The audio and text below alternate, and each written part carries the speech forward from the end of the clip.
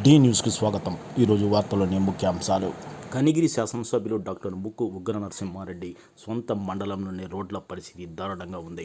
గత 10 సంవత్సరాలుగా హనుమంతునిపాడు మండలంలో రోడ్లు అధ్వాన స్థితికి చేరుకున్నాయి. గత వైఎస్ఆర్ కాంగ్రెస్ పార్టీ ప్రభుత్వ కాలంలో ఓవీ రోడ్డు నిర్మాణం కోసం నిధులు కేటాయించి కాంట్రాక్టుడు పనులు ప్రారంభించి మధ్యలోనే కాంట్రాక్టర్ చేతులెత్తేశారని ప్రజా సంఘాలు ఆరోపించాయి. ఇటీవల కనిగిరి శాసనసభ్యులు డాక్టర్ ముక్కు ఉగ్ర నరసింహారెడ్డి సైతం ఓవీ రోడ్డు విషయంపై కాంట్రాక్టర్ నిర్లక్ష్యంగా వ్యవహరిస్తున్నారని, పనులు చేయకుండా ఇబ్బందులు గురి చేస్తున్నారని ఆయన శాసనసభలో ప్రస్తావించారు. ఓవీ రోడ్డు పనులు చేయని కాంట్రాక్టును వెంటనే రద్దు చేయాలని ఎమ్మెల్యే డాక్టర్ ముక్కు ఉగ్ర నరసింహారెడ్డి ప్రభుత్వాన్ని కోరారు. దీంతో ఓవీ రోడ్డు పనులను కాంట్రాక్టర్లు ప్రారంభించారు. పనులు వేగవంతంగా జరుగుతాయనుకున్న సమయంలో తిరిగి కాంట్రాక్టర్ పనులు నిలుపుదల చేశారు.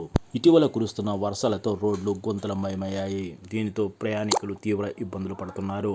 ఓవీ రోడ్డు నిర్మాణ పనులు చేపట్టకపోవడంతో గుంతలమయం కావడం వలన వాహనదారులు తీవ్ర ఇబ్బందులు పడుతున్నారని సిపిఎం కార్యదర్శి బడుగు వెంకటేశ్వర్లు విమర్శించారు. గత 15 సంవత్సరాలుగా రోడ్డు నిర్మాణ పనులు చేపట్టకపోవడం వల్ల గుంతలమయమయ్యాయని ఆయన అన్నారు. హనుమంతునిపాడు మండలంలో జరిగే రోడ్డు ప్రమాదాలకు అధికారులు బాధ్యత వహించవలసి ఉంటుందని బడుగు వెంకటేశ్వర్లు అన్నారు.